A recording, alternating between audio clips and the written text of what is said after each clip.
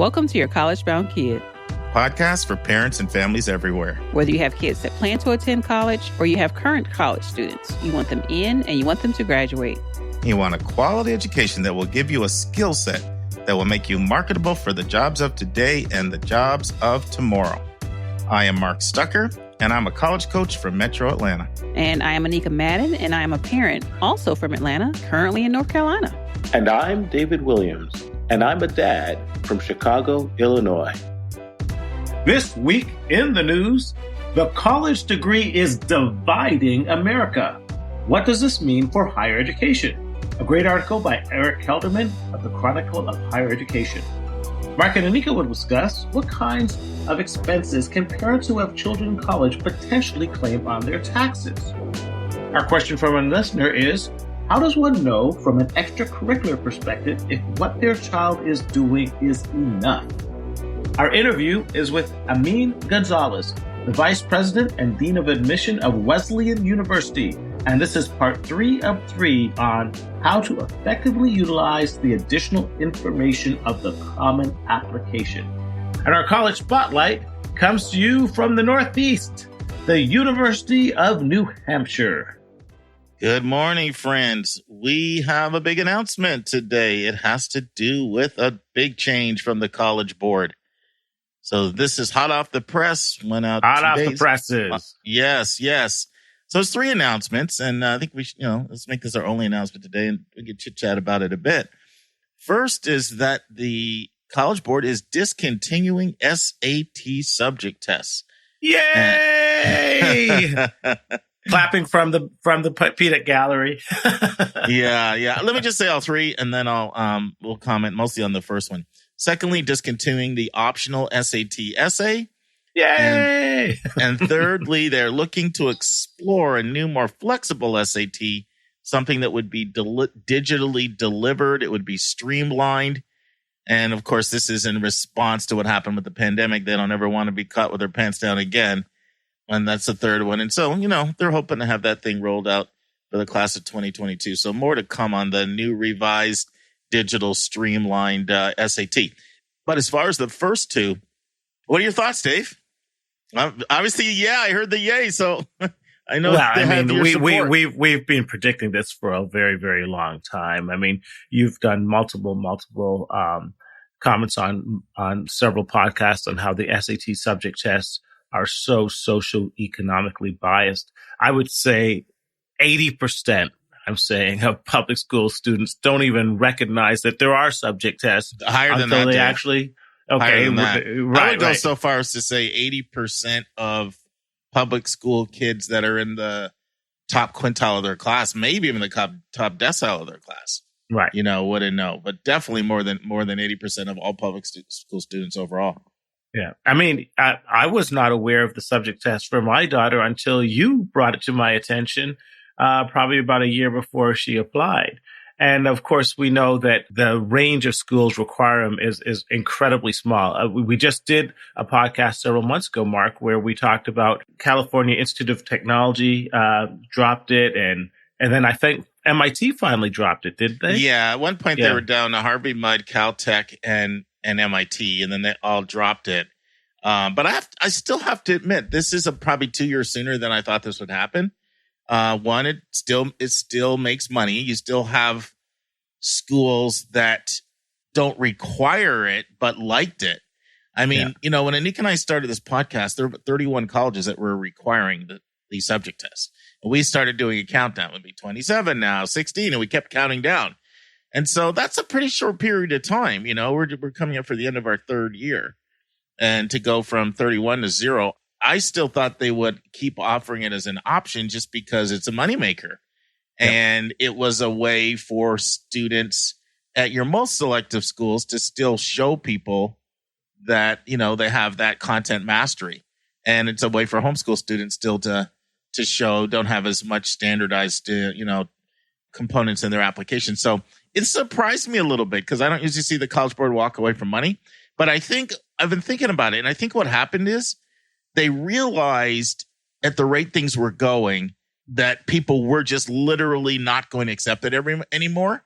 So they wanted to get ahead of the curve Because if you look at what they say for the reason that they're not offering it, and I'll read this. It says, the expanded reach of our APs and its widespread availability for low-income students and students of color means that SAT subject tests are no longer necessary for students to show what they know. AP provides students rich and varied opportunities to showcase their knowledge. So in the context of saying they're discontinuing it, they're promoting one of their other products. Remember, both the College Board runs the subject test and the AP. So I think before everybody just canceled on them and they were left with their pants down and nothing to say for it, I think they finally just said, let's get ahead of the curve, look like we're being magnanimous, and then promote one of our other products. I think you hit the nail on the head with that. And I will also look ahead and say that they have tremendous challenges when they talk about administering the SAT digitally, because we already see how this pandemic has really exacerbated what we know as the digital divide. I was reading an article today about homeschooling in the Chicago public school system and how it's incredibly difficult to have online education with families that may not have a computer or has one outdated laptop for 7 family members. So, and then you talk about the issues of potential cheating and the type of digital encryption that's going to be necessary to ensure the test is administered effectively and without cheating. Boy, I think that I think it'll happen eventually, but let's not underestimate the challenges they have delivering on that option. I agree 100% with everything you said there, Dave. And the last thing I'll say is, as far as discontinuing the optional SAT essay, I mean, nobody was using this thing anymore anyway. Research had proven it was not a good predictor of student writing, and schools were relying on other aspects of writing that were in the application. So it's a big deal from the standpoint that the SATs had a writing component for a while now, and subject tests have been around for a really long time. All right, Dave, transition time, admissions tip. So this is for students who have gotten an early decision. So I'm noticing quite a few students I work with, they get in somewhere early decision, and then they continue to be updating me about the decisions that are coming in from the other schools that they apply to. So what happens is you apply early decision. Remember, that's the binding one, Dave. Early deadline, early notification. But if you get in, you have to go. Well, there's language in there that says you also need to withdraw all your other applications from your other schools. Yes, there is. And there's a sizable number of students that are choosing not to do that. And I understand they put the work into the application and they're curious. I would be curious. I know it would be hard if I did that. I'd be so curious to see if I got in. But people need to realize, one, it's an ethical violation. You got the benefits by applying early and getting in early. You got the benefits, one, of a lower admission standard, easier to get in, noticeably easier. Secondly, you got the peace of mind of knowing where you're going to college in December. So you can plan for the whole rest of the year, figuring out where you may want to live or get to know the area more, or just mentally put yourself in that space. And then just to be able to relax for a whole spring semester over the Christmas break and not have to, do essays and think about college anymore. So you get all the benefits, but you also need to realize that there's a trade-off. And that is you give up your ability to compare financial aid offers. You give up your ability to have your curiosity satisfied, to know whether you got in. So you signed a document that said you'd pull your other applications. You need to follow through with that and notify your schools that you've been admitted ED and you're withdrawing. And I just have to put that out there because too many students either don't know or they just feel like, curiosity's killing me. I'm just going to overlook that. And, we talked about this with our daughter, with Lauren, and how it's not fair to your other classmates in some fundamental ways. Many times, especially if you're in these smaller, more, elite schools, they put the students out there very strongly for early decision because they want to maximize the amount of kids they get into these top programs. So when a kid does get into a top program, it's their expectation of the school that you will withdraw your applications and help free up those spots for some of your other classmates. So they're not competing against you. you've already got your spot. If you got into college X and you know you're going to college X, why put your name in the running for college Y when that spot for college Y could go to another deserving student, because it's just so competitive, and especially within certain schools, they may only allocate certain spots to those schools. So be fair to your classmates. It's part of do unto others as you would have them do unto you, and honor the agreement. There's reasons why those are put in place, and it's really to maximize the educational opportunities for everybody. And I have to give you credit, Dave, because you, Lauren, Frida, you all were, all in favor of pulling out your search, ending it there. And of course, Lauren applied early action, so she didn't have to do that. She was not, ethically or morally obligated to withdraw. But you were very, very sensitive to the other classmates, and you didn't want to necessarily gobble up multiple spots at other institutions. And then the school could say, okay, we already took somebody from your school. And not to say that they only have quotas on schools, but they do like to please a lot of their different stakeholders. And so I got to give you credit for how you handled that. Now, credit's over, man. It's time for me to give you an admissions vernacular. Do you want a hard one or an easy one? Man, I've been starving here. I've lost 20 pounds on these things. So that means the easier one? No, give me a hard one. Come on, let's not whip that. You're a challenge. You're always give up me a for hard a one. challenge, man. All right, here's the one. Low admit. What's that mean when an admission officer refers to as a low admit? Man, that almost looks too easy. So I'm going to psych myself out here. Too easy. I mean, low admit, you would think that maybe it's a student who you think has a low chance of getting in. No, and it's a hard one because this is not a term that's used with the public. This is just admissions speak amongst themselves. So low admit. Okay, let me guess one more time. Low admit. Okay, because I was just throwing that out. I'll give you another guess because I know you're not going to get it. Oh, come on. Low admit. Can't be a school is a low admission. Okay, one last chance. Low admit. When their program has a low admission rate? No. So you've heard me talk before that admission officers have rating systems. That's part of what you do. You read a file and you rate the applicant. There's different systems out there.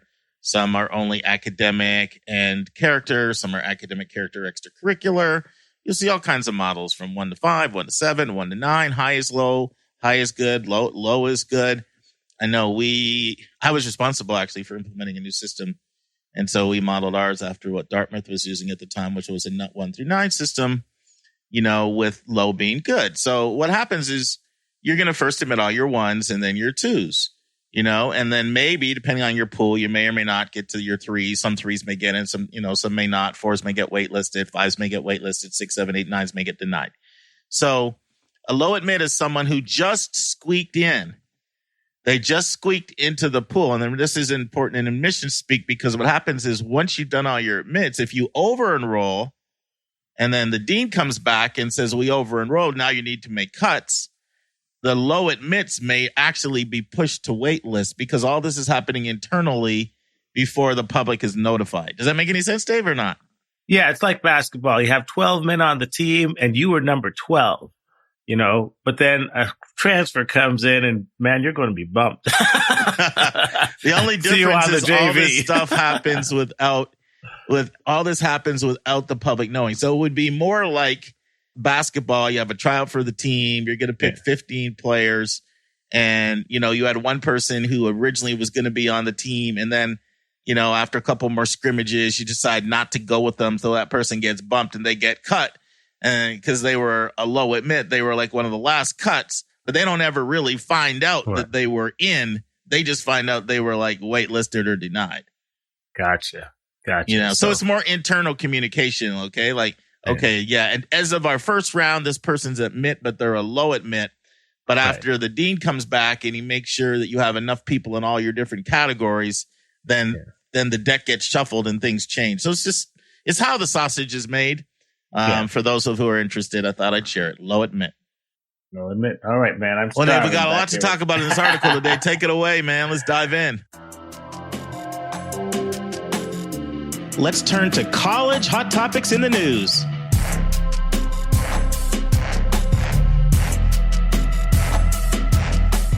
This is a great article. Let's go. It really is, isn't it? That's right. The college degree is dividing America. What does this mean for higher education? And it's an article from the Chronicle of Higher. It starts off this article by a quote by our newly departed president, who shall remain unnamed at this point. And it was in 2016 where he said, "I love the poorly educated." And it used that quote to mark the beginning where there became a crystal clear connection between political affiliation and education levels. In this article, it points out that in 2015, the majority of both Democrats and Republicans had affordable views of higher education. But by 2016, while 72% of Democrats had a favorable view of higher education, only 43% of Republicans did. And it said that in 2016, it was a marker for where less educated whites embraced Trump and higher educated whites embraced Democrats.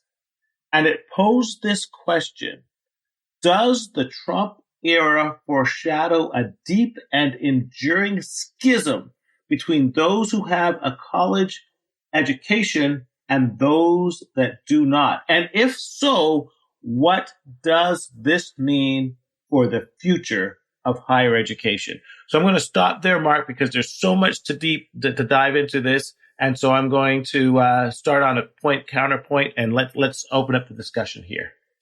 All right. So I want to read a quote from the article. It's a little lengthy, but I think it's worth reading. And then I want to make 3 points that jumped off for me about what the significance of this article is. So it says this: in the early 20th century, the GOP was the party of the wealthy, who were more likely to attend college, says David N. Smith, a professor of sociology at the University of Kansas, while Democrats were the party of labor and wage earners. That began to change, Smith said, when baby boomers flocked to college campuses, mostly from blue-collar backgrounds.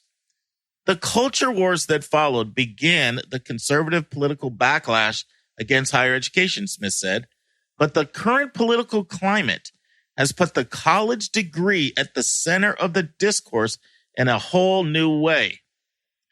There is no question that having a college degree has emerged as a bright dividing line, Smith said, but it's been used to create a stereotypical image. At the same time, the term working class, used as a rallying cry by Trump and his supporters, has been narrowed to mean only people without college degrees, rather than everyone who works for wages. The president has shown very little interest in higher education policy, broadly speaking, but he and other administrative officials have acted on and amplified some of conservatives' most common concerns about colleges. Since the beginning of his term, Trump and other administration officials have threatened to take away federal funding from colleges over free speech disputes, moved to limit enrollment of international students, investigated colleges for alleged bias in admissions against Asian Americans, amongst other things. So to me, Dave, I was thinking about all the things in this article, and 3 things came to mind. Mm-hmm. Yes. One is the fact that Trump in particular has created a wedge issue by going after rural Americans and working class and pitting them against college, educated. So that's one thing. A second factor, and the article does talk about this, is the perception that Democrats, especially coastal Democrats, highly educated Democrats, look down on people with a college degree. And there's this quote in this, another one-line quote in this article that I love. It says, if you look down your nose long enough at people, eventually they're going to punch you in it. So it's a perception that Democrats, highly educated Democrats, are looking down on those without college degrees. And then the third thing to me was the point that came up at the last part of the article, which is the Trump administration enacted specific policy initiatives that were anti-education. Yeah. It mentioned 3 of them in what I read. It mentioned clamping down on international students. It mentioned taking away funding from federal colleges over free speech disputes. And then it mentioned, the affirmative action case with Asian Americans. And I would add another one that they didn't mention. For the first time ever, they put a tax on colleges with high endowments. So, those are my thoughts. Those are some of the things I think that played a role in this tension. What are your thoughts, Dave? I agree with all of the above. I mean, definitely, we have a politicization of the whole concept of a college degree. We have an exacerbation of the urban-rural divide. But what really struck with me, and I think has been almost sine qua non for the Trump administration, and this is what's truly new, is they racialized it. And no one brought that point out better than Hakeem Jeffries. He is an assistant professor of history at Ohio State, and he points out that this split is an issue not so much for blacks, but for whites. And to quote him, quote, Trump's attacks on higher education and the highly educated created a scapegoat for white voters who feel they have been left behind by the economy and can't afford a college degree. And he goes on to say that education becomes politicized because education becomes the enemy to the white working class. So that's what I think is so dangerous as well. We always had the problems of working class versus upper class, of rural versus urban. We've always noticed that there's a technocratic divide that is leaving all Americans behind, white and black. What Trump did was make it a racial issue as well. And that's what makes it so potentially toxic and devastating. Well, another thing that came up a lot in this article, and I probably should have mentioned this is another major point that it's not only Trump, conservatives in general have done, but I think Trump's had such a big megaphone with his former 88 million Twitter followers down to 0 now, and his cult-like following is they've railed against the fact that when you go to college, you are being indoctrinated with left-wing liberal ideology. Correct. That is antithetical to a conservative lifestyle. Yep. They have hit that point. Oh, now this predates Trump. So Trump is not the originator of this axiom, but he definitely has promulgated and propagated it more. He's hit it really hard, largely because of the size of his microphone. And he tends to, have one or two things that he rails against, and he repeats it over and over and uses the power of repetition. But there's no question that if the mindset is if you go to college, you're going to be indoctrinated, almost brainwashed with thinking that is antithetical to conservative values, then of course you're going to have a college divide. Any thoughts on that point, Dave? Well, I concur. And one thing that the article points out to great effect is that the idea that colleges are pure, homogenous, ideological think tanks for liberalism is just not true because, Mark, we've highlighted there's great intellectual diversity on campuses. It points out the fact that at Clemson University, Trump's approval was 50%. But at Brown University, it was 7%. Mark, we've done college spotlights on Hillsdale College, which is a great college if you're of conservative persuasion, as opposed to Whitman College, which is the exact opposite if you're liberal. So, I mean, and you've talked to me about many students who have said, Mark, I don't want a bastion of liberalism. I want a college campus that where a conservative voice can be heard, and you've come up with great options for them. So the idea that colleges are a hotbed of political indoctrination just is not borne out by the facts. Well, another point I want to say to reiterate what you're saying, like think about where most people come from. Most people come from fairly homogeneous settings. So in a lot of ways, a college, especially a college residential learning opportunity, is one of the first times that you're meeting people who are dissimilar from you. Right. In in ethnicity, in race, in ideology, in politics, in customs, in religion, and socioeconomic status. And so that's part of the benefit of the big residential experience. And yeah, and almost every college is going to have conservative and liberal type clubs that you can seek that out and find your tribe if you're finding that the political perspective is maybe a little different than what you think. But that point is a really, really important point. Now, and the article actually goes on to say a couple of things that are fallacious about this argument is it fails to recognize that in some more remote communities that have a college, that is one of the best suppliers economically for the whole entire area. Absolutely. You know? And it also fails to recognize the fact that a college degree is increasingly an entry point for a lot of jobs. And so if you rail against that, you're potentially limiting a lot of economic opportunity for people. So, you know, and then let's face it, look at some of the leading conservatives. Think of people right now like Ted Cruz, Tom Cotton, Josh Hawley. These are some of the most educated people in terms of elite schools in the Congress. And so there is some inconsistencies in this thinking. But there is one thing about this conversation which is extremely important, and it can't get underscored enough. And that has to do with the financial ramifications of where this could go. So I know I'm reading a lot right now. I don't have Anika on here to say, cut it out, stop. Okay. So Dave gives me a little bit more liberty with the reading, so I'm taking it. But here's another quote from the article, and this is important. It says, everything falls along partisan lines right now, says Adam Gismondi, director of impact at the Institute for Democracy and Higher Education at Tufts. We are cutting off half of the applicants for college if Republicans decide college doesn't have value.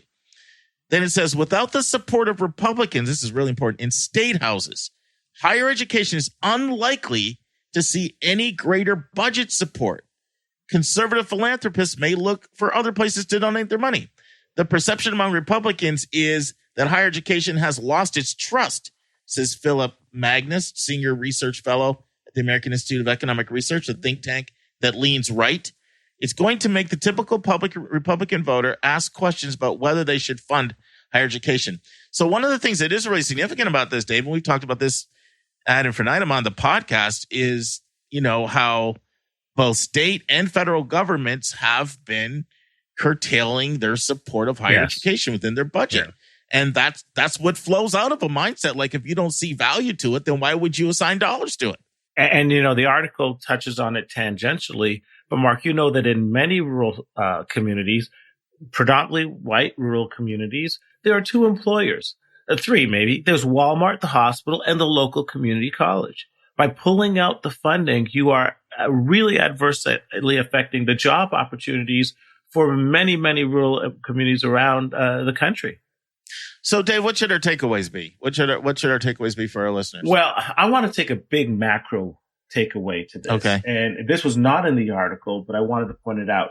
Pew, in association with PISA, which is the Program for International Student Association, in 2015, did a comprehensive ranking of countries around the world on math and science preparation.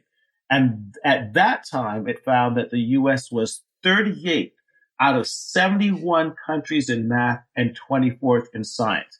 And they did an update that says, since the pandemic and since that time, our ranking has even slipped even further. I want to then point out what most people don't realize, that in 10 years, the United States will not be the world's biggest economy. It will not even be the second biggest. It will be surpassed by China and India, two countries that score very highly in math and science. We cannot afford for our country to slip behind in higher education, because it will impact our economy and our standing within the world and our ability to maintain our lifestyle. And I think it's devastating that a time when we need to be encouraging our population to overperform their educational levels, we're going in the reverse direction. And then lastly, I want to say, if people don't realize, China has 1 billion people, 1.2 billion. India has the same. Each of those countries have more people that are going to college than we have in our whole country in particular. So where are the leadership going to come in computer science and technology and the standards that are going to dictate the economies of tomorrow? If we do not change our emphasis of education on steroids, our country will fall further and further behind. So this is the exact worst issue for us to be dealing with at this time, a de-emphasis on higher education at a time when we are falling further and further behind internationally. Man, you just dropped the mic, man. I can't add anything to that. Let's close with that. That was a drop the mic moment, my friend. All right. Now it's time for our step-by-step walkthrough of the college admissions process.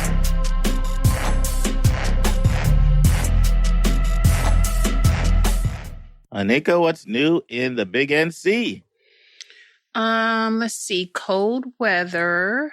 And It really has been cold lately, hasn't it? It has. Now been it's going to be freezing. 66 here today. No way, really. But this is the longest stretch of cold that I can remember. I mean, cold as in 30s, 40s, hot, maybe a high in the low 50s, but the cold going down, hitting the high 20s even.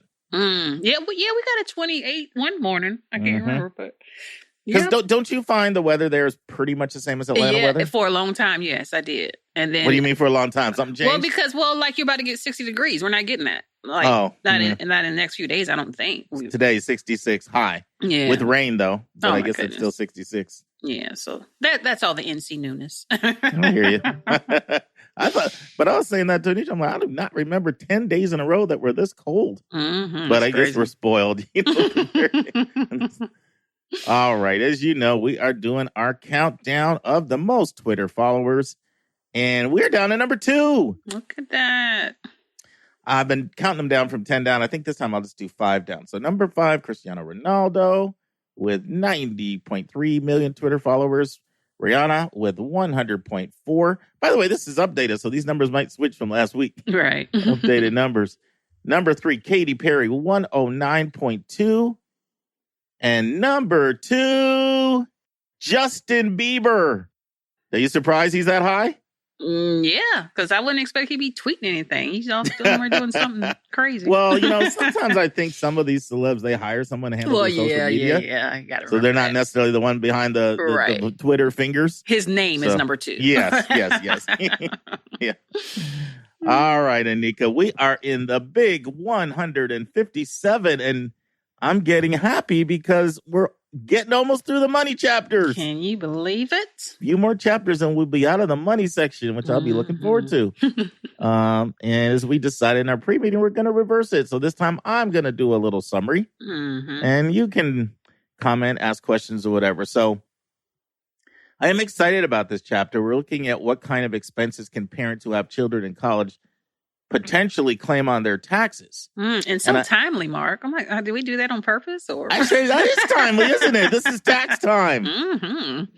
Well, it's all the real.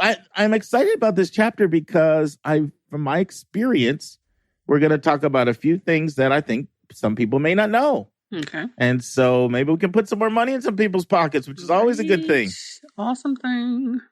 So there's a lot in this chapter. I want to focus mostly on 2 tax deductions and 2 tax credits, because some of the things like 529s we've talked about before. I want to skip over that and just focus on a couple of things that we haven't talked about, or maybe we've just broached but didn't do, any kind of deep dive into them. And so let's first start by talking about the student interest deduction. And what I love about this is, look, it's a hassle having to take out a student loan and then make payments on the loan, right? But it's nice to know that you actually may get a deduction, some of that money back. Right. And 12.5 million people typically claim this deduction, but lots and lots of people don't do it and don't claim it. And so let's talk a little bit about it. So the IRS allows a borrower to deduct up to $2,500 in student interest each year from a taxable loan. And a couple of nice things about this: it could be a federal loan or it could be a private loan. Oh, I didn't even know that. Okay. And according, you remember Mark Kantrowitz, our super expert who we had on the podcast. I said I've learned more about money from him than anybody else. Right. He estimates that 1 out of every 3 eligible borrowers is not claiming this right now. There are a couple of caveats you need to know about. Your income, if you're single, needs to be $70,000 or less, or if you are married filing jointly, it can be $140,000. That's to get that full $2,500. It kind of, it's graduating. It goes down. So technically, you could have an income up to $85,000 as a single, and $170,000 as a couple, and get a portion of that. You just wouldn't get the full $2,500, on there. And there are a few other things to know. You must be an independent, so you can't be a dependent still being claimed by your parents in order to get it. And also, parents who end up helping their kids make loan payments, they can't get it. If you're going to be a parent and you're helping your child on a student loan, that's nice. But you can't get it, at least for a federal loan. Now, if you're a co-signer on your child's private loan, then you actually can, as a parent, claim some of it. So that's a deduction for those who take loans. You know what, Anika? I don't mention this enough because oftentimes I promote the federal direct student loan. I think it's a fantastic loan. I'll talk about how it's 2.75% interest rate. It's fixed, no credit check, no co-signer, flexible repayment plans. And I go over all the benefits, but I don't mention that you can also deduct the interest on that 2.75%. So, okay, well, you said it now. Yeah. Are the tax people privy to all this stuff? Yeah, so they should be. There's a difference between CPAs and enrolled amens. I can't believe I said amens. CPAs and enrolled agents are a lot more knowledgeable, especially enrolled agents, actually, than tax preparers. A lot of times tax preparers are just crunching numbers, but all this stuff, most, should be in some good software. Okay. But my experience with accountants is that you need to do your research and come to them with the tax breaks and let them know. Only the really, really best of the best ones let you know about all this stuff. That's just my experience with them. So moving on, let's talk about another one that a lot of times people don't know about. I'm going to stay in the tax deduction category. Okay. Do you remember the difference between a deduction and a credit? We talked about that. I do. Go ahead and tell us. Okay, so the deduction means that you're reducing the amount of your income that is subject to the tax, right? Correct. And then the credit itself, it reduces the amount of the income tax you have to pay, which essentially is kind of the same thing. Like it means you're paying less, but it just reduces the amount of income tax that you have to pay. Well, the first and you'll part get some money back if you can. Yeah, the money back is the important part. So let's look at it this way. Let's say somebody, I'm just making up a figure. Let's say their income was $97,000 and they got a $2,000 tax deduction. So now they would be taxed on 95 instead of being taxed on 97. So that's a deduction. The amount that's used to figure out how much taxes you have to pay is reduced. Right. For a credit, you would actually get $2,000 back. So you would receive $2,000 back dollar for dollar. So credit is obviously better than deduction. Right. Because you're getting your money back. And so that's why that's the awesome one. Anika and I are so grateful for everyone who has financially supported our podcast. It allows us to pay our staff and cover our other auxiliary expenses involved in having a weekly professional podcast. At the start of every month, we're going to start sending a special gift to anyone who financially supports your college-bound kid. I will be sending our donors this bonus content once a month directly to your email. The bonus content will be between 10 to 15 minutes in length. Usually it will be a college-related topic that I'm passionate about. Occasionally, it'll be another bonus hot topic in the news segment. Sometimes it'll be an answer to a question that one of our listeners submits to us via email. And you'll receive these monthly audio blogs for a gift of any amount. We know that $5,000 to one person is $5 to someone else, and we don't want your budget to be a hindrance to you receiving this additional bonus content. So if you want to support our show, just go to yourcollegeboundkid.com and click the donate button. And if you've already financially supported our podcast, you will automatically start receiving this bonus content via your email. This bonus content is our way of letting our financial supporters know in a tangible way how much we appreciate you. And if you have any questions at all about our monthly bonus content, just send your questions our way. That's to questions@yourcollegeboundkid.com. Once again, questions@yourcollegeboundkid.com. So the second major deduction I want to talk about is another one a lot of times people don't know. It is the tuition and fees deduction. So the tuition and fees deduction allows up to $4,000 in tuition and fees to be deducted. And it can be for different things like course material costs, can qualify for this. And it can apply to, quite a few different things that can be claimed. And the nice thing about this is it can be claimed for an unlimited number of years. There are a few unique advantages of this option compared to some of the other tax breaks. One is the student doesn't necessarily have to be seeking a degree or a certificate. I didn't get that. How does that work?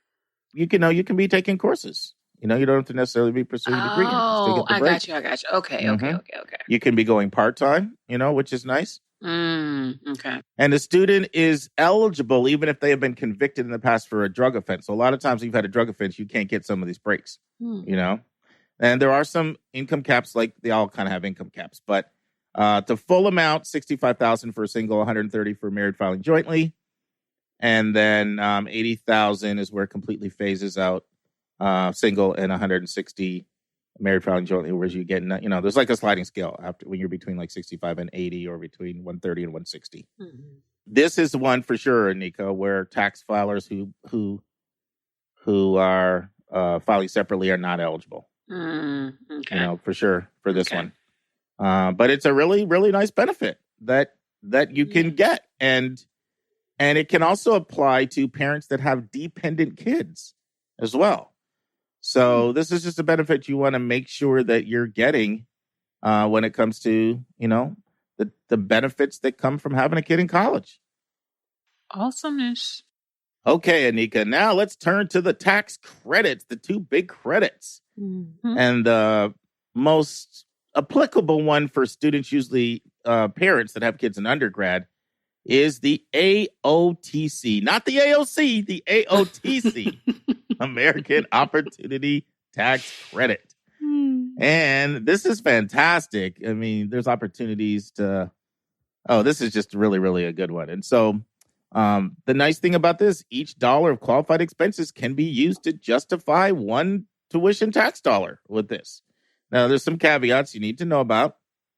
But this is actually even better than a 529, which is once again a deduction.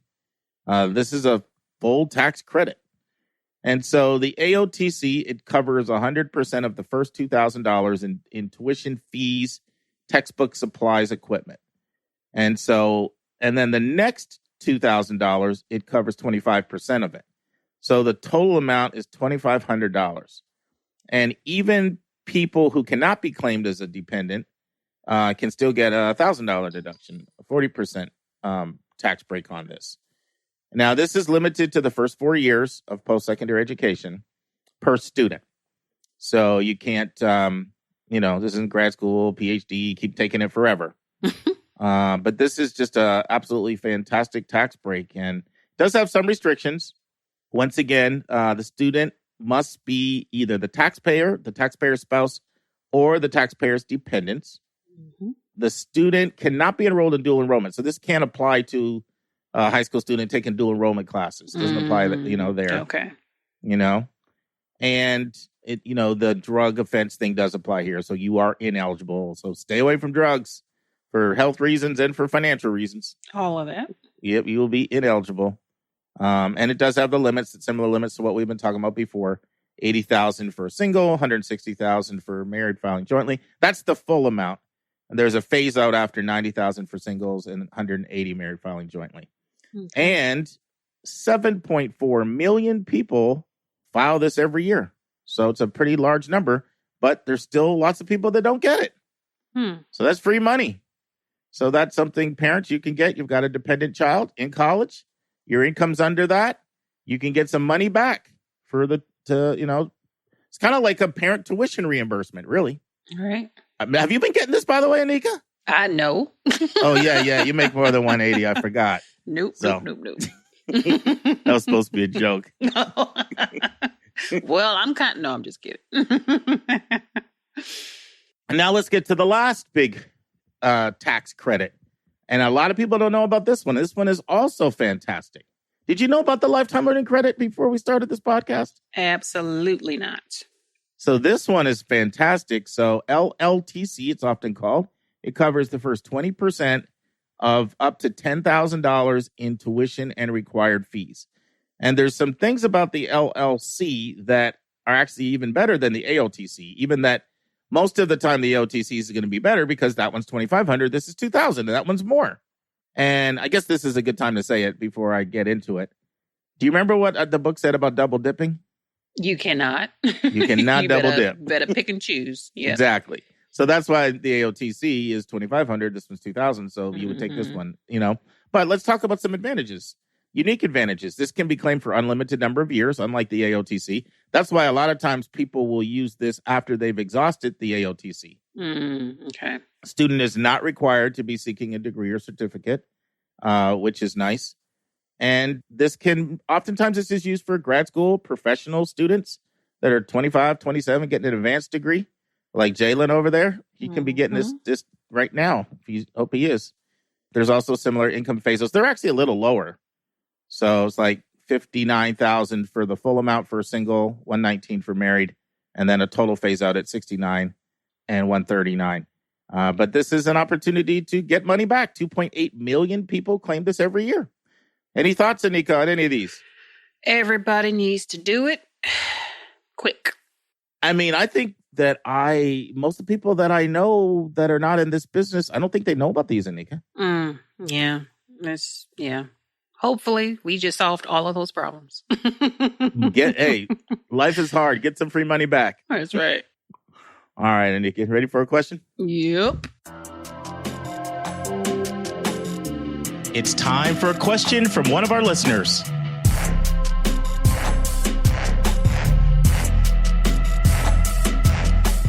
All right. Our question this week is coming from Ms. Jillion in California.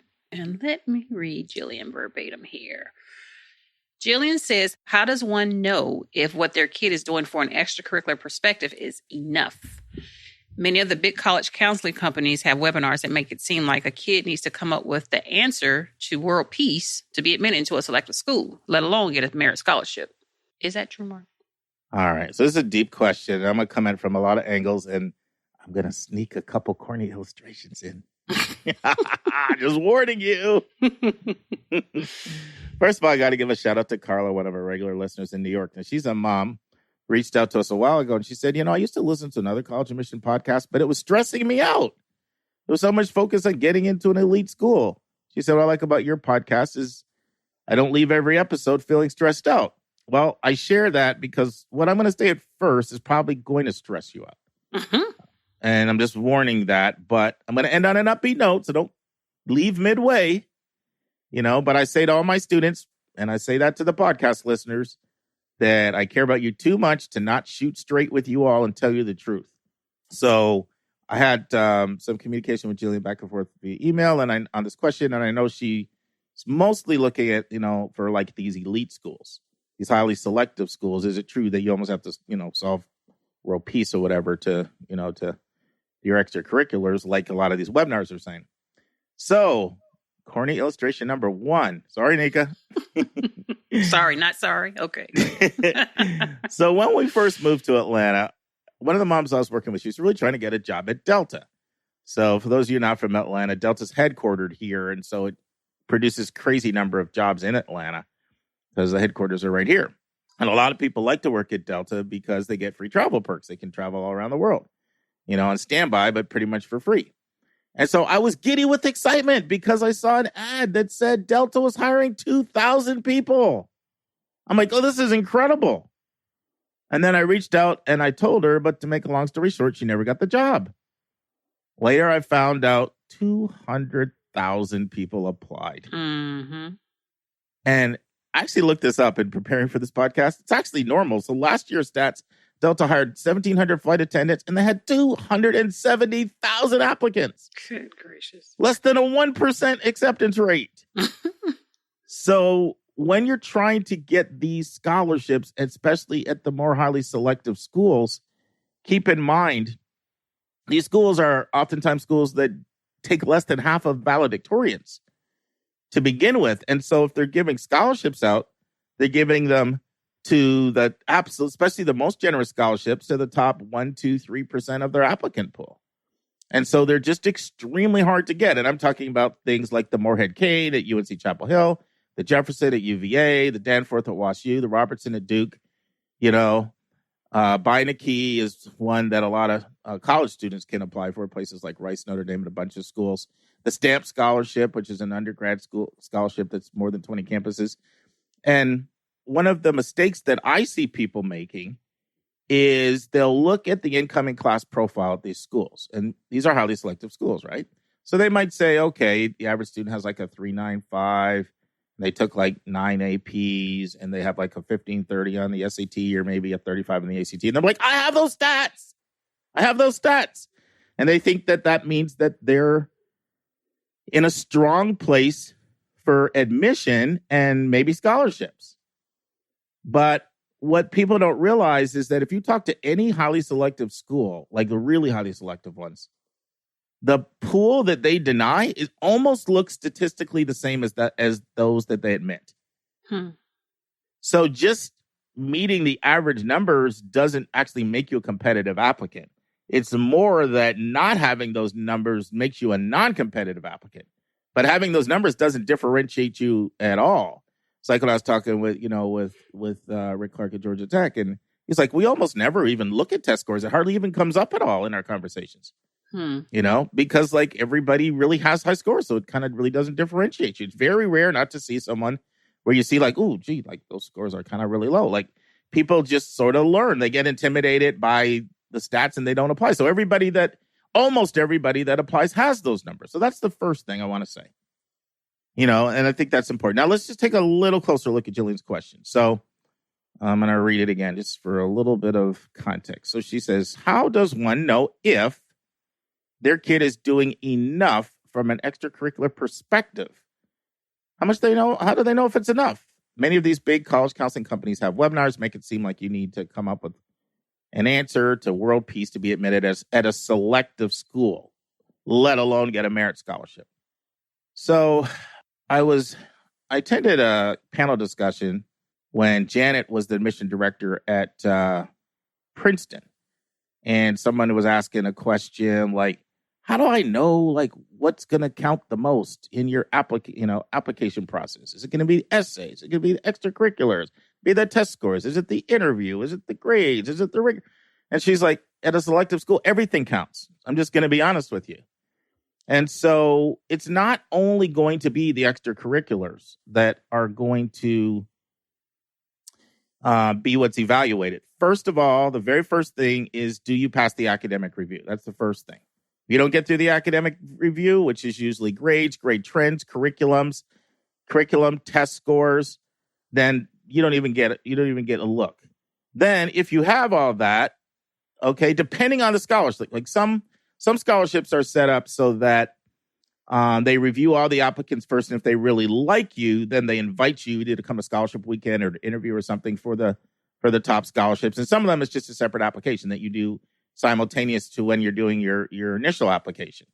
Okay, then for those schools, they are going to look at those other things like your essays and your extracurriculars and your teacher recommendations, counselor recommendations, outside recommendations, interviews, all of that. But oftentimes, a lot of that stuff still sort of kind of doesn't differentiate people. So two of the biggest things, though, that do differentiate people are your essays, because that's where the student voice is. That's where your personality comes through. That's where people emotionally connect and bond with you. And then your extracurriculars. And then if a school has an interview, that's often really important as well. So extracurriculars, essays, and interviews, when they have them, are often the things that differentiate. But let's go into this just a little bit more, just to get a little bit of context. So it's hard in these pools to stand out extracurricularly. It just really, really, really is. I'm going to share something. I don't believe I shared this on here. I believe I sent this as an audio blog out to our financial supporters, our donors. We said once a month, our donors get 10 to 15 minutes of additional content, but I don't think I've ever shared this on the podcast. Tell me if I haven't. You can correct me if I'm wrong. But so when I said in Emory's process, in their admission file rating process, they broke down to me their 1 through 5 way that they evaluate extracurriculars. They score everybody on 1 to 5 extracurricularly. So a 5 is someone who has national and international impact with their extracurriculars, like countrywide or worldwide. That's a 5. A 4 is someone who has statewide accomplishments. A 3.5 is someone who has regional accomplishments. A 3 is someone who has multiple leadership positions in their school, and they're highly regarded. A 2 is a joiner, like a member. They're in a lot of different clubs, but they're not really in leadership. And then a 1 is somebody not involved at all. And the average it made is like a 3.5. So when I talk to people, like Tim Fields is someone in Emory's admissions office, I've asked him, who gets your merit scholarships? Because they only about 4% of people get them. And he says to me, it's usually the person that has all of those things, and then they've done something incredible extracurricularly. Like the example he gave is like maybe they were a student and they ran like Stacey Abrams' governor campaign, as a student. Not like they were the main person, but the student that's over everything. So they have some super impressive like extracurricular. And then I asked the same thing to Brandy Smith, who we had on the podcast earlier when she was at Vanderbilt. She's, oh, Mark, the person that gets those, that's the person then. And she cited some crazy extracurricular that most people don't have. And a lot of times when I am meeting with my students and they think, well, shouldn't I be competitive for these schools? I'm honest with them, like your extracurriculars are most likely not going to stack up. And it's hard for people to believe that there's that many people out there. And that's where my Delta illustration comes in. It's like Delta. Like, yeah, you're looking at all these spots, but less than 1% of people actually get them. So it's kind of like, here's my second corny one. You ever gone on a ramp to get on the highway, Anika, and you realize, oh my goodness, I shouldn't have turned on this highway because it's like a complete parking lot. Too late to back up. Yeah. Yes. That's what it's like trying to get these spots at these schools. It's massively jammed. And one of the reasons for that is because so many people all clamor to 20 to 30 schools, in the application process. And I'll tell you, I have a friend, I talked to her a lot, actually. We're always bouncing ideas off of each other about college admissions and how's everything going. And so we had a session recently, and I said, how's it going? How'd it go? How's the class? Blah, blah, blah. And she's like, Mark, can you believe it? 2 kids I worked with got in Duke this year? And she said I had 3 and 2 got in. And then she proceeded to tell me, listen to this, Anika, both of them are training for the Olympics. Yep. So, and that was just getting in. Now, look, I'm not trying to say you need to train for the Olympics to get into Duke. I have 2 but it kids helps. Yeah, it helps. I mean, but I just want to put that out there. I have 2 kids in Duke's freshman class right now. Neither one of them were training for the Olympics. But it's just simply a numbers game. So you said, okay, now that you've totally stressed me out like you said you were going to do, like, what's the good news here? So the good news is that there are so many other amazing schools if people cannot fixate on this top 1%. And they can just realize that there's so many other great schools. And then for them, you can just be yourself. And your extracurriculars and your essays and your grades and your rigor and your recommendations and everything will likely be fine if you're replying, wisely. And so the easiest thing when I have this question that I'm asked is to tell people, let's aim for schools where you're going to be a star in that pool. I can't explicitly answer Jillion's question and say what your extracurricular needs to be like. But I can say oftentimes it's going to need to be statewide or even greater to be competitive in those pools. Statewide or national most of the time for those really competitive schools when they do have merit scholarships. And, and it could be in a lot of different things. It could be a math competition. It could be a sports. It could be music. It could be robotics. There's lots of things. And I'm trying to think of a way, Anika, that I can help people not get so frustrated and not have such top-heavy lists. And I think I'm going to try this new thing. So let me bounce it off you and tell me if you think this works. Okay. So I'm going to start grouping schools, according to the percentile of competitiveness. So in other words, these schools are in the top 1% of the hardest schools to get in. These are in the top 2%. These are in the top 3%. Because what I find is I'll throw out schools to people and I think, wow, that's like amazing schools. And they'll be like, I think I can do better than that. And I'm like, are you kidding me? Those schools are amazing. So here, let me give you an example. I'll try to concretize it. So let's say a student had these schools on their college list: Haverford College, Northeastern, Colby, Wesleyan, and Barnard.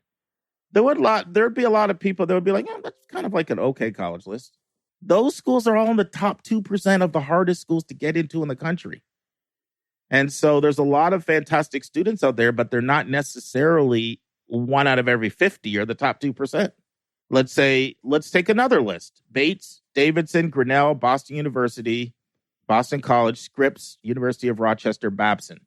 Okay, there's a lot of people, if I gave them that as a college list, they'd be like, it's kind of okay.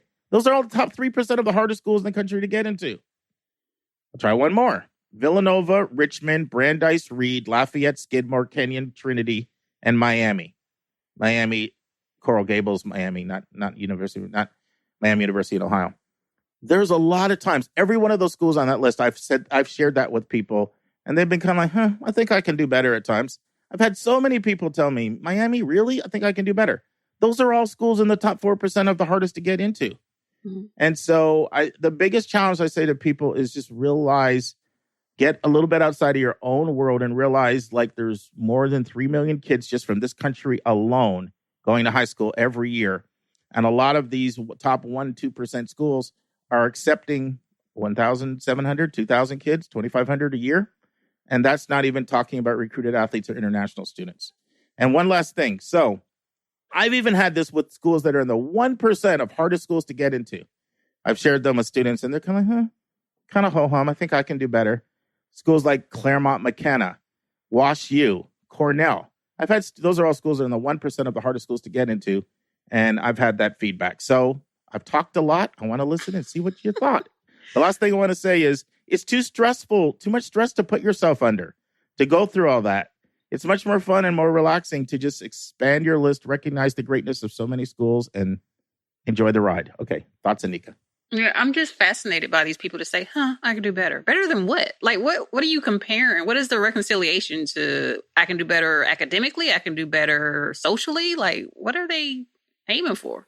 So what happens in private school circles, private day schools, boarding schools, and affluent suburbs? So these are all the folks you're talking about or are within these more private selective circles already, is what you're saying. Well, no, I mean, this is lots of people. Affluent suburbs, that's millions of people in the country. Mm-hmm. Like if you live in those contexts, like going to college isn't good enough. It's, am I going to a great college? And I'll be honest, it's not only just there.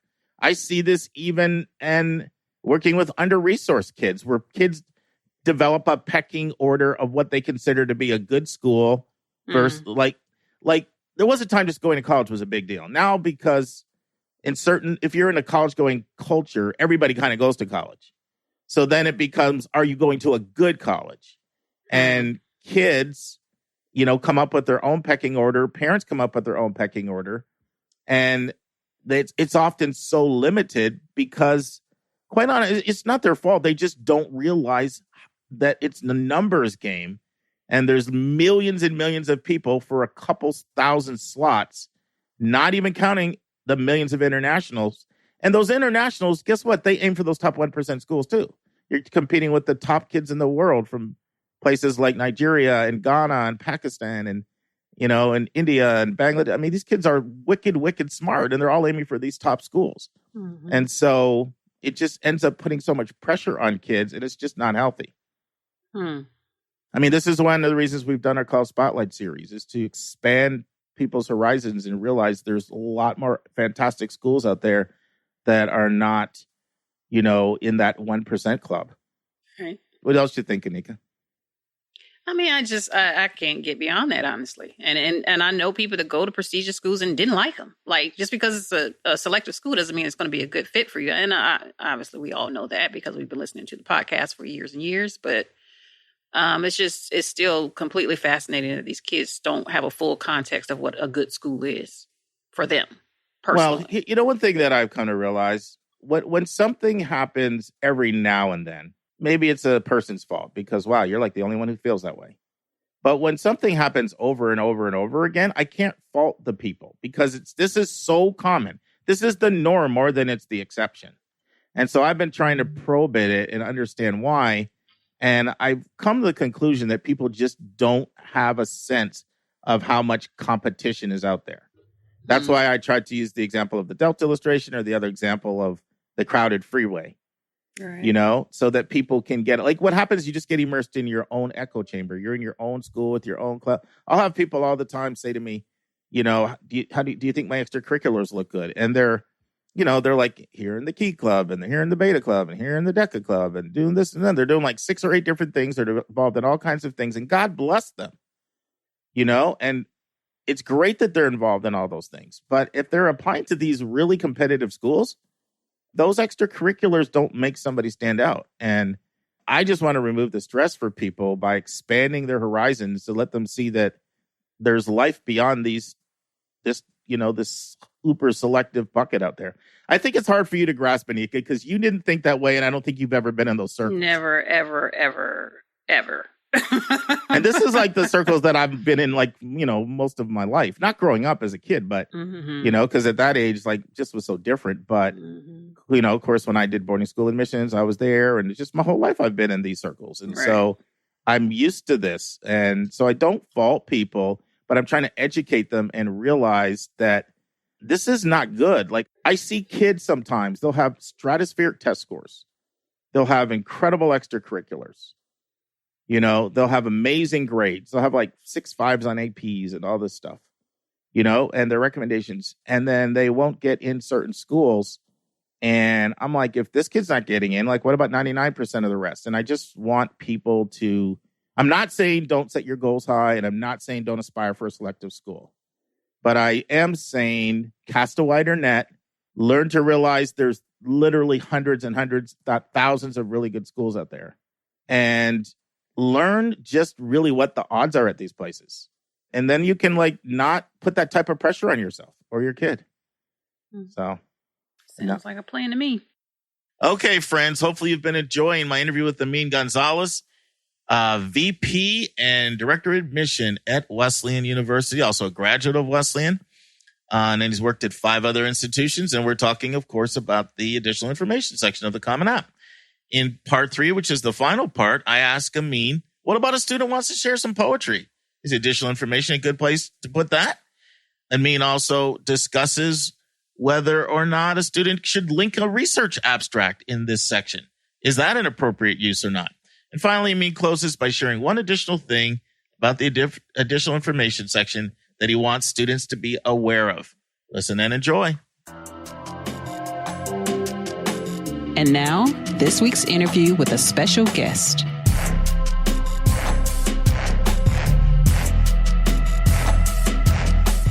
Now, what about the student that wants to share some poetry or creative writing or something like that? Do you feel this is a space where they could do that? Or, not in the additional information. I wouldn't use it now.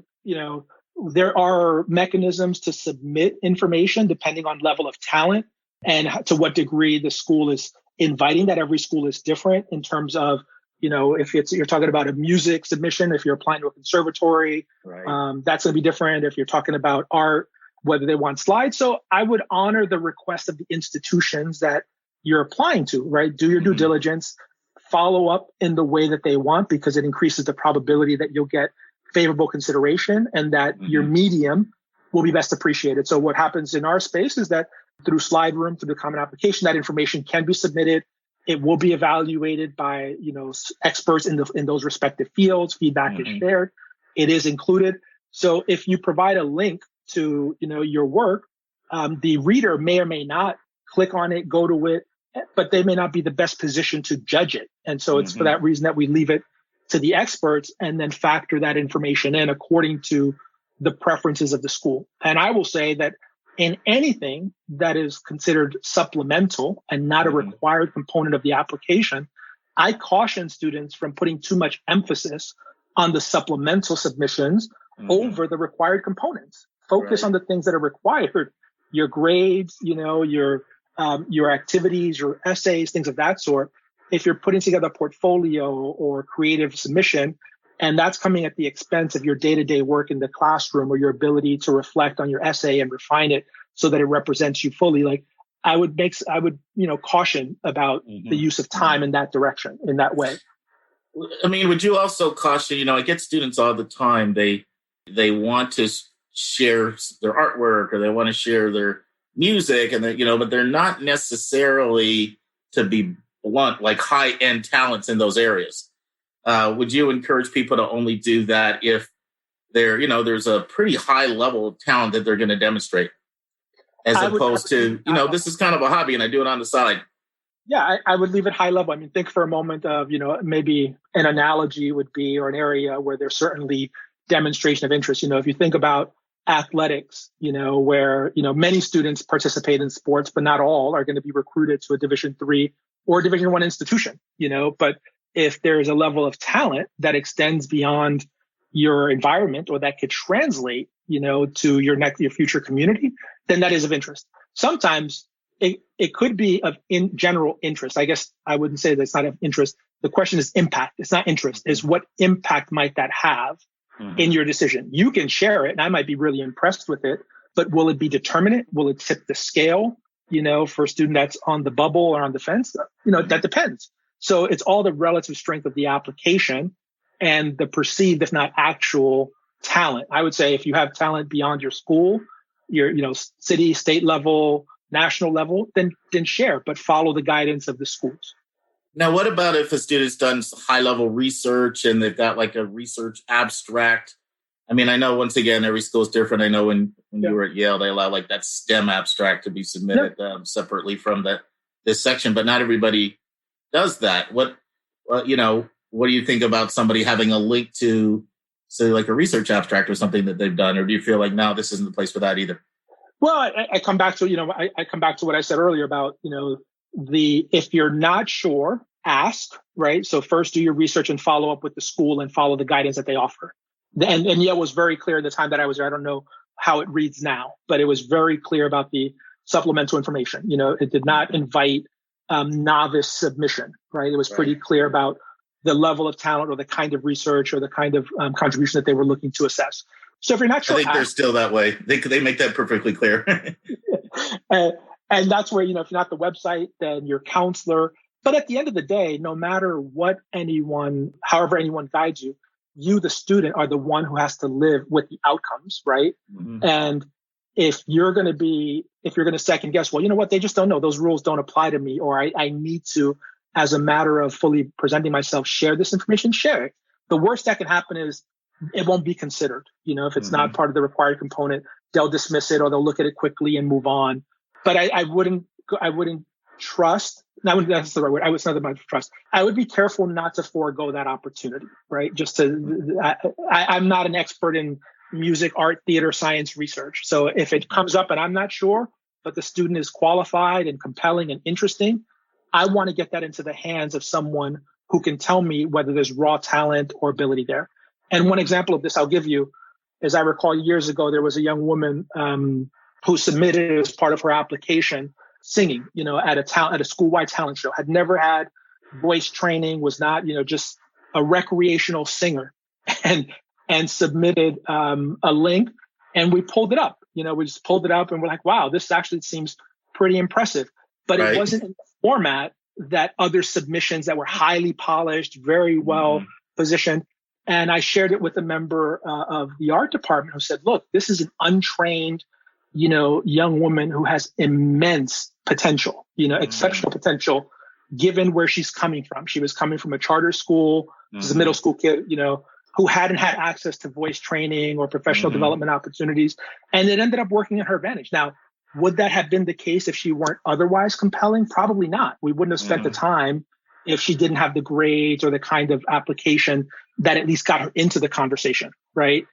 That was sufficient to tip a scale a little bit. So it's a matter of, what's the relative strength of the rest of the application and to what degree can this be helpful? In that case, we were happy to have it, and if it wasn't, it doesn't matter, because even if she never sang, with the choir or anybody else, she wasn't auditioning. The point was not that she was applying to that area. It was additive. It wasn't a requisite for success. Mm-hmm. And do you have any thoughts on bullet points versus prose in this section? Do you feel like, that's up to the student, or do you feel like, and speak for yourself and maybe your fellow admission officers too, if you want to address that, what you think your thoughts are on that. I think clarity, being clear and concise. So it doesn't have to be elaborate prose or narrative. I think, bullet points are fine if it's clear what you're trying to convey, and especially if it's elaborated on elsewhere. So if it's a bullet, so to use the example that I shared earlier, that GSA. So if it's, GSA on my activity section is this, but here's what I'm spelling out for you now, or how I'm understanding, like, that's fine, point by point. It's not a temptation, but I don't think there's great need necessarily to try to frame the additional information in the way that you would an essay. It's meant to be brief, concise, to the point. And if it begs further question or elaboration, know that many schools, not all, but many schools, I'm not, I've done it, and I will charge my team.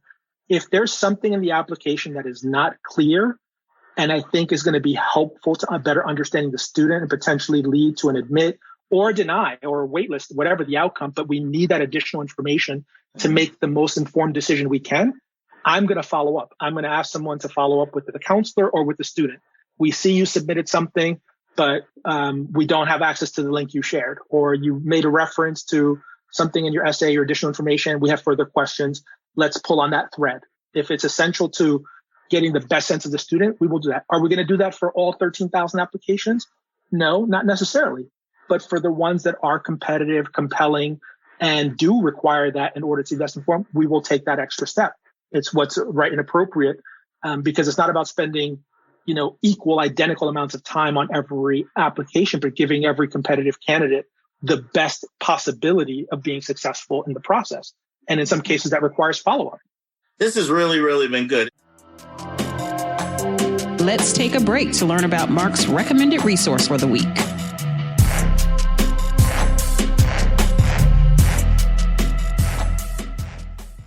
Friends, our recommended resource for episode 157 is a book I bought as soon as it came out in 2010. And it's by Cal Newport, and the name of it is How to Be a High School Superstar. And the subtitle is A Revolutionary Plan to Getting into College by Standing Out, and I love this part, without burning out. Friends, I spend most of my time sharing books or websites about getting into college, excelling in college, or having quality mental health, etc. But I rarely recommend a book that shows you how to excel in high school. But when you excel in high school, it opens up your college options. But How to Be a High School Superstar does just that. It shows you how to excel in high school. The book is broken down into three main sections that Cal Newport calls laws. I love the first law, which is the law of understanding. And Newport summarizes this law with the following phrase: pack your schedule with free time and use this time to explore. The second law is the law of focus. Newport summarizes this law by saying, master one serious interest and don't waste time on unrelated activities. Now, I will add that this second law is somewhat controversial, at least at the start of high school. I love the third law, which is the law of innovation. Newport describes this law with the following statement: pursue accomplishments that are hard to explain and not hard to do. Once again, the book is called How to Be a High School Superstar. It's by Cal Newport. We will now return to my interview with Amin Gonzalez about understanding Wesleyan University. Is there anything else on the additional information section you haven't shared that kind of on your heart or mind to share before we transition? Yeah, I think, coming back to, I think for some students, I appreciate that the additional information, unlike the extracurricular profile, which is a little bit unclear, sometimes students might confine that to their school activities. But additional is more open and allows for elaboration on family circumstance, and other, specific things to their experience. So, from that perspective, I would invite students to use and share those things about themselves and their families, communities that might not otherwise find expression. When there's a lot of information on school profiles, as you know, and dashboards and things of that sort, but the individual student experience and engagement, that's not always clear. So it's about how they bring that, how they show up in that particular space. Question for you. I do have another one. This is anecdotal. What percentage of people leave the additional information section blank versus put something in it and have those numbers been consistent at, Wesleyan, Yale, Swarthmore? Or did you see more people at some institution, one of those institutions tended to complete this section? I'm curious. I don't have it's a good question, but I don't have data or even immediate impression, to be honest. We're just coming out of our early decision reading.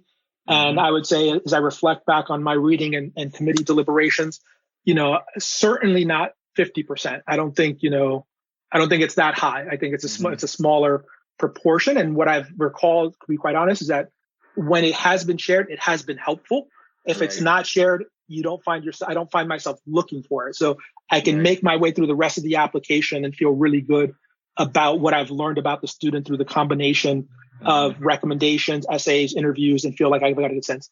When the information is shared, it often correlates and is helpful. But I would say less than 50% of recent. And as you know, this is just my second year back at West after 3 years. I couldn't speak to Yale and my other places, but in this experience, through this so far, I would say, sub 50%, and so far appropriately used. I mean, I appreciate that students are, using the space available, doing and presenting themselves appropriately and accurately.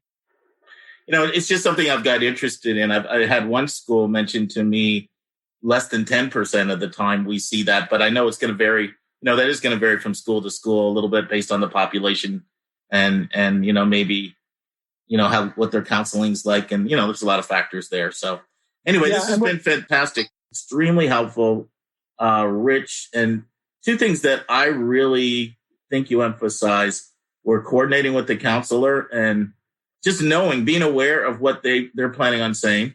And you can still decide whether you want to also say it in your own way or let them handle it. And then your other point that you made about, kind of like you don't want to leave anything on the table. That's sort of how I took it. Like, you don't want to look back with regrets and felt like you never shared something that was important. Mm-hmm.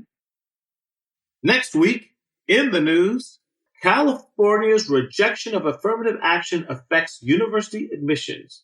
An article by Lindsay Anderson and Andrew Tolu from a magazine or organization called Scott's Scoop.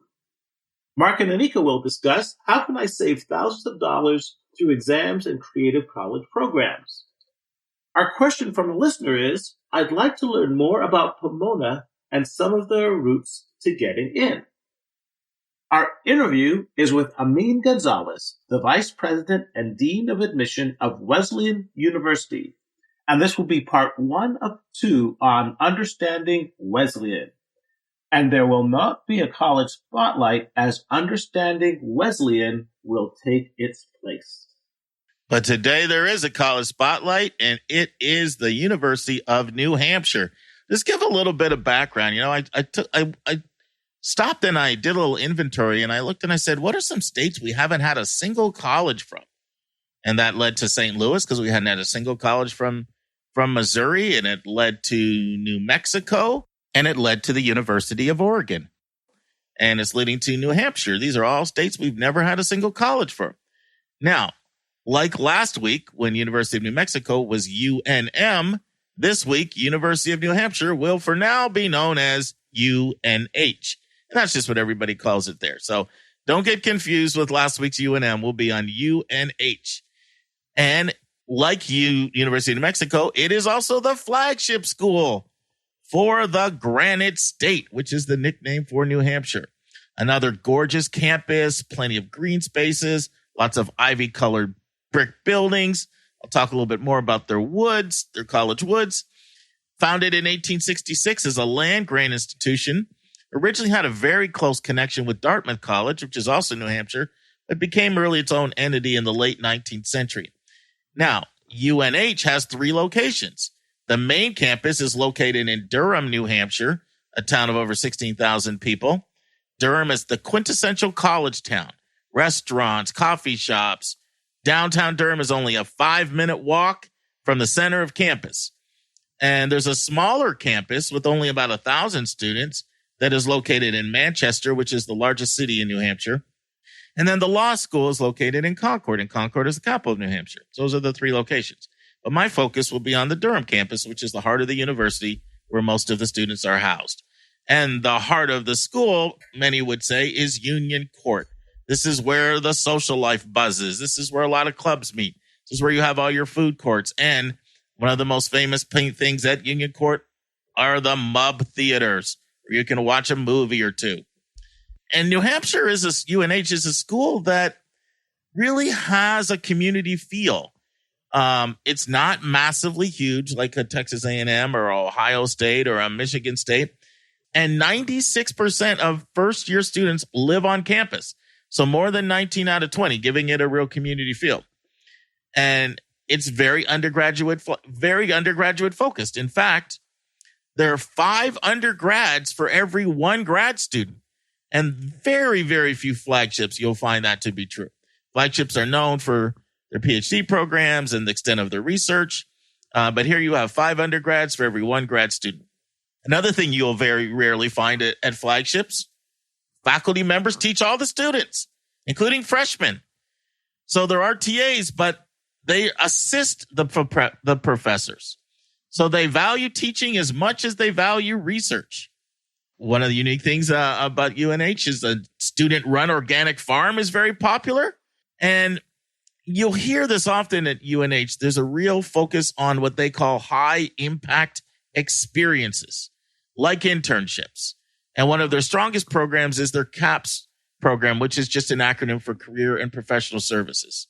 That program's outstanding. They have over 4,000 companies that visit every year to recruit. They have 10 unique career fairs on campus every year. And students all get a career counselor who focuses on their major. 78% of students graduate with at least 1 internship. That's a really high number, almost 80% graduating with at least 1 internship. And one thing that they have, which is really nice, is a semester in the city program. It's an internship that sends students that are really civic-minded, who like to be involved in social change, and they are in Boston. We'll talk a little bit more coming up about the easy access to Boston. Another thing about UNH is the strong focus on research. It is one of 17 schools in the country to receive a land, sea, and space grant designation. They have over 50 research centers and institutes on campus. And every year they host one of the largest undergraduate research conferences in the country. Usually gets about 2,000 students every year at UNH. 45% of undergrads do research projects. So that's pretty high, almost 1 in 2, especially for a large public school. And the Hamel Center for Undergraduate Research provides about 100 stipends every year for students to work and get money closely with faculty on original projects. They also have a nice partnership with NASA, and they also take advantage of other projects at the Isle of Shoals Marine Laboratory, which provides offshore research, and it's only 6 miles from the coast. And, I actually met with UNH yesterday, Dave. I had a meeting with an admission officer one-on-one to ask a bunch of questions about a number of topics in preparation for this. I also got a chance to spend some time with a student, and the student raved about the career services, said he got involved right away, right from his freshman year. He said most of his other classmates got involved right away, right from the start of freshman year. So strong program. 96% of students are employed or in grad school within 6 months. So over 19 and 20. And that's once again because of the real strong focus they have on career services. Now, another thing that jumps off the page at you if you look at UNH is the significant focus they put on the environment. And that comes up in many different ways. But everything runs pretty much by renewable energy. All their buses, biodiesel. Their transportation system is one of their real strengths. So here's the thing. First of all, when it comes to their bus system, they run the largest fleet of transits in the whole state of New Hampshire. Runs right from UNH. And it can get you anywhere, and your UNH ID gives you a free bus pass. So if you want to shoot to Dover or Portsmouth or use the campus connector to pretty much get you all over campus or throughout New Hampshire, you can use your free bus pass, and you can use the bus system for that. But another thing to have, and I love this when schools have this, University of Denver had this when we focused on them, they have an Amtrak station right on campus. So what this does is it allows you to be connected to the outside world. So if you want to shoot to Portland, Maine, you want to shoot to Boston, which by the way is an hour away from the campus, just go right on campus, grab the Amtrak. You can shoot right into Boston. Or maybe you want to go in on a Saturday or Sunday and hang out. You've got easy access to transportation. In fact, the student I met with yesterday, he said that, he never had a car for the first couple of years. And even that he has a car, he said a lot of times it's better to use Amtrak, or the bus system now to avoid the traffic and just shoot around without having to drive. Let me take a breather for a sec, Dave, and see if you've learned anything so far. A lot. And as we go through these college spotlights, I'd like to highlight what I say the real value propositions, what you can really get out of these schools in real terms. So, first of all, you have a highly undergraduate-focused institution, 5 undergrads to 1 graduate school, where the faculty teach all the students, and they really value teaching. Well, what really sticks out to me is this number. 78% have an internship. We've talked about internships multiple times and how much I think those are such a great preparation for life. And then they have these things called semester in the city programs with Boston. Well, what's the result of that? This statistic also jumps out at me. 96% of your graduates are employed or in grad school within 6 months of graduation. And look back to the college spotlight. What's people emphasizing now? Is a college degree worth it? Well, this one is. If you got 96% of people who are actually gainfully employed or continuing on their education. And what I really like about it, too, is also the emphasis of research. 50 research centers, 45% of your undergraduates are in research projects. You got 100 stipends in partnership with NASA. That's fantastic. And then lastly, the quality of life. We talk often about so many people want an emphasis of an urban experience. Well, here you can have both. You have an Amtrak station. You're an hour away from Boston. You have a bus pass system with renewable energy buses can get you to Dover and Portsmouth. So right now there's a lot to like about this university. You know what, Dave? I got to give you a credit, man. You are a really good listener. And you just recited half of what I said back, man. So credit to you for being such a good listener. Hey, man, I got a new set of coffee today. It's great. Starbucks. Got the caffeine going. There you go. Well, let me mention another strength of the school is the exceptionally strong outdoor adventure program. And this is one of these schools, and I work with students like this, I can just tell when they complete my in-depth questionnaire, they are nature lovers and they're outdoorsy. And this is a place for a nature lover who's outdoorsy. In a lot of ways that comes through. First of all, they have what's known as their college woods.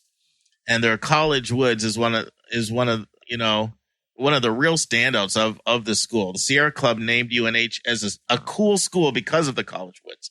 College Woods is 250 acres on campus and it's beautiful, but it's hiking, it's walking, it's running trails, it's pine trees, it's skiing. And then in science, they get out there and use the living laboratories and they have outdoor classes out there. And it's absolutely beautiful. So if you visit UNH, make sure you visit the College Woods because it's not going to be on your standard tour, but it's beautiful. And so it's very, very, very outdoorsy school. And I'll mention a couple more things about that in a second. They've also invested a lot recently in some new facilities. So there's a new physics building. There's a new expansion to the Chase Ocean Engineering Lab, a bunch of new residence halls, and a home of their Center for the College of Liberal Arts is new there as well. Now, I will tell you, it is not a place, Dave, as you say, for weather weenies. You got to be tough. So average temperature in January, 13 degrees. So just to put that in perspective, I looked this up, Dave. Chicago has an average of 22, Syracuse 15. It's not quite Minneapolis, which is 6, or Madison, which is 8. But anything colder than Chicago, 13, is really cold. So but in New Hampshire's defense, because I spent a lot of time in New Hampshire, Chicago don't have mountains. It don't have hiking. It's got hockey rinks, but only in the hockey rinks. You can handle it, all you kids from Atlanta. Not. Now, the undergraduate university is divided into 5 colleges. There's the College of Liberal Arts, the College of Life Science and Agriculture, College of Health and Human Services, Engineering and Physical Sciences, and then there's the Paul College of Business and Economics. That's an exceptional school. And I mentioned the internship rate before, Dave, at 78%. For people that are in the Paul College of Business and Economics, 95% internship rate for them. So we're talking 19 out of 20. When it's 19 out of 20, there's just one recalcitrant person who's just not going along with the program. You know, that means everybody's doing internships except one person. That's a kid who got lost in the woods. They're still trying to thaw him out. Yeah, exactly. They're still thawing him out. What happened to Harry? Oh, he'll thaw. We'll get him ready for the spring internship. And another thing I love is that their one-on-one career counseling starts right away in the freshman year. And that's what happens. That's how you get these really high internship rates and the high research rates. Of course, I mentioned Boston's a hotspot for internships, being an hour away. You literally can take the Amtrak and get right in and get back. Also, the Life Science and Agriculture program, lots of work in fields, in labs, in barns, and the ocean. This is a very, very strong school for oceanography and ocean engineering. It's also become a leader for telehealth. Some of the strongest programs are engineering, business. By the way, it's very rare for a flagship not to have strong engineering and business, because they're the main university for the state. And so, you know, got to have a strong engineering and business school, at least at one really strong school for your state. Anything to do with sustainability is really strong. They've got a marine, estuarine, and freshwater biology program that's very strong. Communication, social work, psychology, nursing are also strong. It's very common for flagships to have very strong nursing as well. Back to the marine biology and oceanography, though, that is arguably one of their marquee programs. Now, one thing I did in preparation for this, I watched a lecture by the president. He gave this in 2019, but he rolled out the strategic plan, the vision for the school going forward. I always like to know that. So where are they going? So a number of things. They're rethinking their core curriculum. And they're revising it. They're also going to be doing a lot of the creative type teaching we've talked about, Dave. Flipped classrooms, online classrooms, offering a lot of combination of online with in-person. They're revising the whole new honors program with the special emphasis on more mentoring, upgraded housing, and more curriculum flexibility. They want to recruit a more diverse faculty. They want to be considered a top 25 public school by sort of traditional metrics. They're putting an increase on scholarship money and what he called the Big Four, which is enhance student success and well-being, get the graduation and retention rates even higher. They're above national averages now, but they want to get them higher. Expand academic excellence. They do want to beef up some more of their master's and PhD programs. And then there's what they're calling Embrace New Hampshire, which is using their location strategically. And finally, what he called Build Financial Strength. This is lowering the in-state tuition cost and using some other ways of generating revenue. I'll get back to the in-state tuition in a second. Now, let's talk about sports. So they have their Division I with 20 varsity sports. Take a guess, Dave. What do you think their most popular sport is? It's got to be either hockey or skiing. Hockey. You nailed it. Hockey. There you go. Hockey. All right. You got that one right. Second question. Who do you think their main rival is? Either probably University of Vermont or University of Massachusetts. One of those two. No. Okay, wait. No, Hampshire. UNH. Who else is up there? University of New Hampshire. Okay. Which one? University of Maine. Oh man, just went over. When you started to say University of you started to say University, you said Massachusetts. I'm like, this guy's getting it right. I heard the M come out. Now, this is not unique. Their nickname is, like a lot of schools, the Wildcats. So they join schools like Villanova, Arizona, and many others. They are the Wildcats. Man, they should be like the Fighting Lobsters. That's Maine, man. There's no Maine Wildcats. Is Lobster Central. Now, here's what they could be. They could be called the Broom Balls because there's a sport that's popular at that school I never even heard of before. It's an intramural sport that 44% of students participate in intramurals, and the most popular sport is called broom ball. Dave, ever heard of broom ball? I've never heard of broom ball. It sounds like not an urban sport. No, exactly. You know what you do? You get a broom and balls and you get sneakers and you get on the ice. It sounds almost like hockey with sneakers on ice and a broom and a ball. So yes, it sounds that if you lived in an environment where it gets down to 13 degrees, you could invent a sport like that. Exactly. And there are other really popular sports. They're outing club, including skiing, fishing, camping, and hiking. Now, let's talk a little bit about their admission process. They do not just crunch numbers like New Mexico. They're holistic. They go beyond the numbers, so they do require a recommendation. They prefer to be from a school counselor, but they will take it from a teacher. They'll allow you to submit up to 3. They're very clear, no more please, but they require 1. They do look at your extracurriculars. They do look at your required essay as part of the evaluation. They recently went test optional, actually just before the pandemic, as part of a 3-year study. But as the admission officer told me, all internal talk indicates that they will be making that a permanent announcement. In fact, they recently have detached all their scholarships from test scores. So no, their scholarships are not linked to test scores anymore at all. They do focus a lot on the GPA, and they like to see a 3.4, but they will take students with a 3.3. They accept the coalition and the common app, but they get very few coalitions. They have both early action and regular decision. They recalculate your GPA. Now, this is something that people need to be mindful. This could be a whole other conversation and probably beyond the scope of this. But there's a school that I've sent about 7 kids to up there called Phillips Exeter. It's probably the most famous boarding school in the country, and it's in New Hampshire. And I asked them, okay, when you recalculate a GPA, do you take into consideration someone at Phillips Exeter, which literally the average kid there is in the top 1 or 2% of the population as far as academic achievement? Do you look at their grade point average different than the average public school? And the answer was, no, we do not. Because, yeah, they have incredibly rigorous academics and smart kids, but they also have a lot more resources. So in our mind, yes, cancel each other out. So it's just something to be aware of.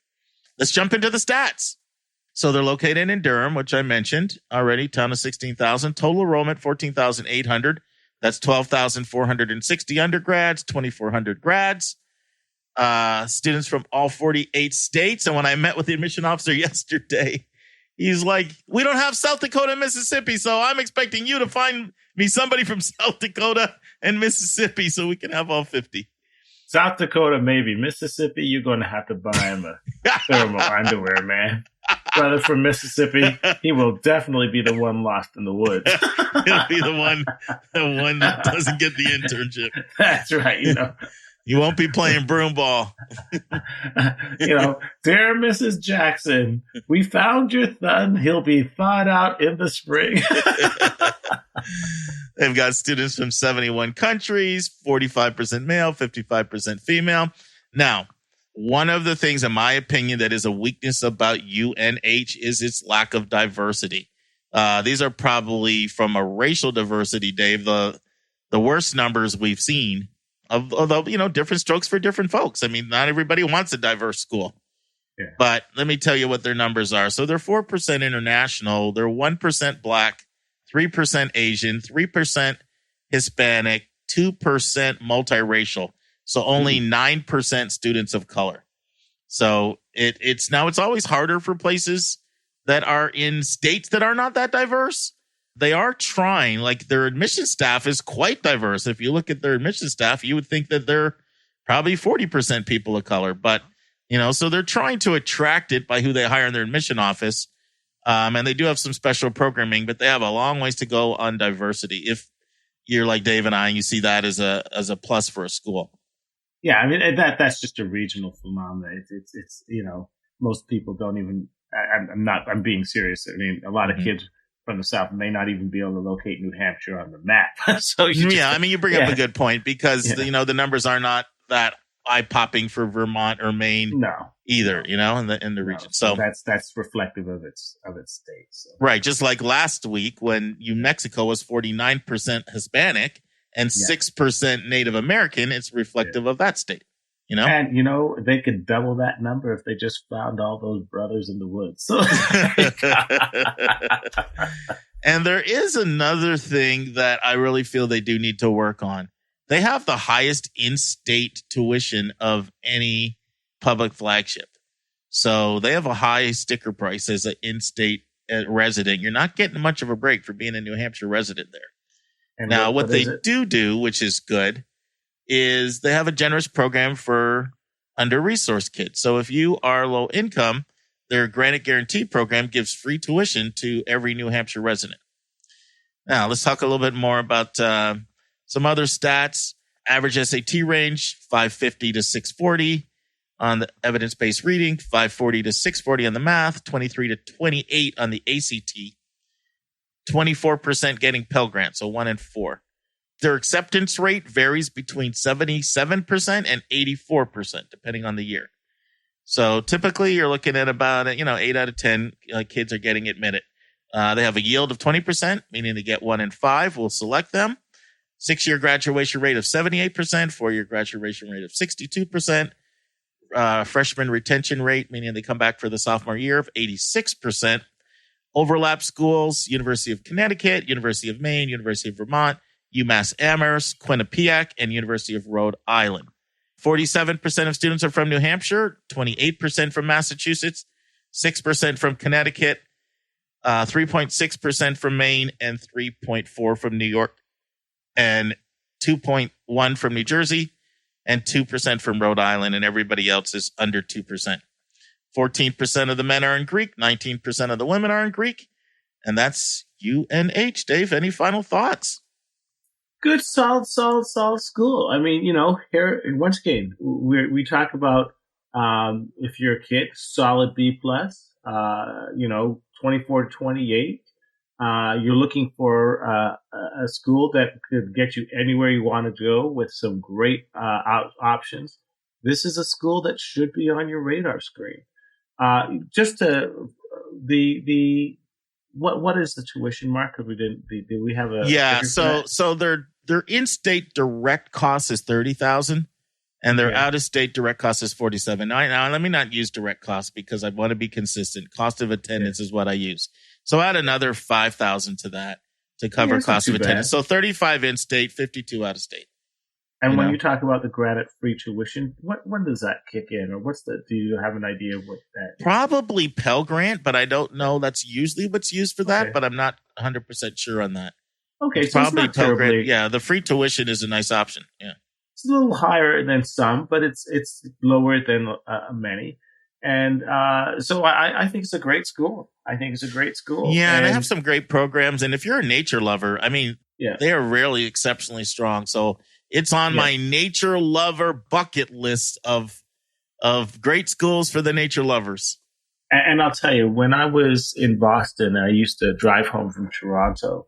My favorite route was to drive up from Boston through New Hampshire, straight up through Burlington, Vermont, and to hit Montreal, Canada, and then to go west from Montreal to Toronto. And I made that trip about 5 or 6 times in the course of the years. And it is an absolutely gorgeous.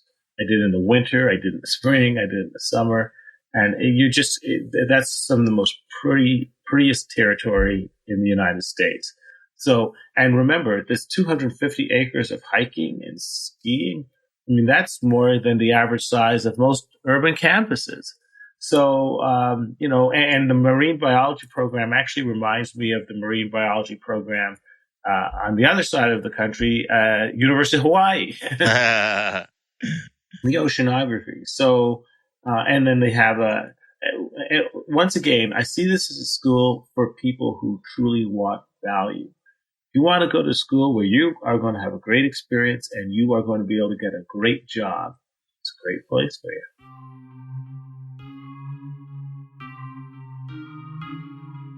And that's our show. A big thank you to you, our listeners, for tuning in this week. Your College Bound Kid is produced by Dave Vasaya of podcastengineers.com. If you find this podcast helpful, it would help us tremendously if you would subscribe and write us a review on your favorite podcast listening station. And please be sure to click the share button and send this to someone you know that can really use this information. The amazing music that you hear is by Victor Allen Weeks. Our image editor is Talha Khan. Webmaster is Stallianos Dimitru. And marketing designs are by Kimberly Blass. And if you want to get a copy of the book, 171 Answers to the Most Asked College Admissions Questions, you can go right to 171answers.com.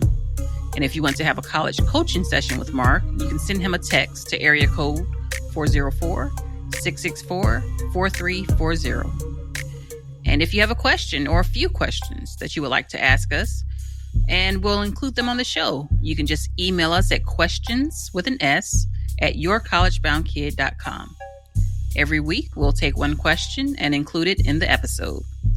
We don't like your questions. We love your questions. So send them our way. And by the way, check out our website, yourcollegeboundkid.com. Again, we thank you for tuning in, and we look forward to meeting with you again next week.